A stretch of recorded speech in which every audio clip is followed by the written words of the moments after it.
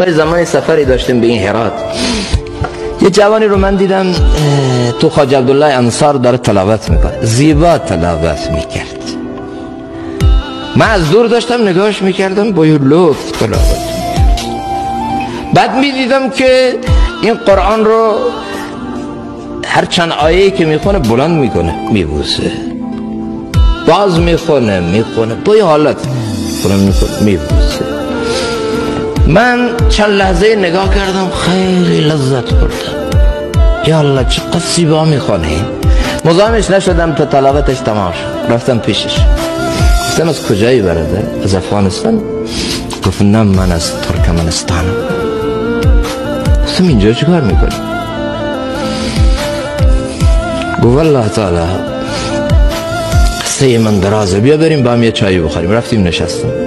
گفت من یک شکست عشقی و یک شکست احساسی تو زندگیم خوردم. نامه های قصهش مفصل بود، ما دانشجو بودیم، چنین شد چنان شد، نامه هایی از یک محبوبی من میرسید، هر جا اسمش بود بوسه میزدم، چنین چنان نامه هاشو که میخوندم حسی حالی داشتم، تا ای که او مرد و با مردن او الله من رو با خودش آشنا کرد و من فهمیدم عشقی کسبه رنگی بود، عشقی نبود عاقبت ننگی بود. بعد گفتم بیام با خدای این آشتی کنم. بعد باعث شد یه شبی من توبه کنم. حالا وقتی قرآن میخونم یادم از اون نامه ها میاد، میگم عشقی که با اون نامه داشتم چرا با کلام ربم ندارم؟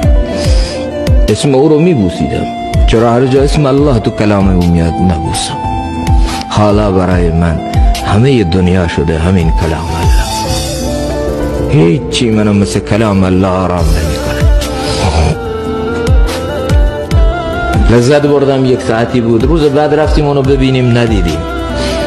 ظاهرا ما مزاحم خلوت و تلاوتش بودیم، نخواست بیشتر از این باشه.